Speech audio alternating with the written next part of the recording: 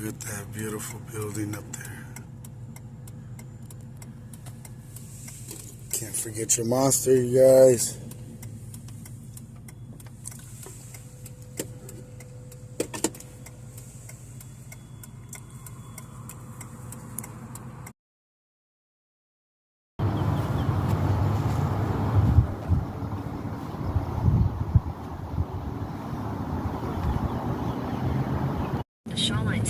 On my way back to the neighborhood, you guys, we were at Camp World. They were fixing a couple little things here and there that they did not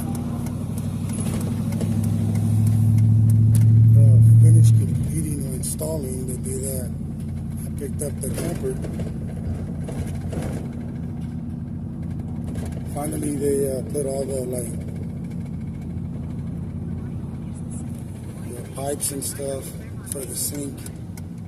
I'll put some pictures and stuff of that too.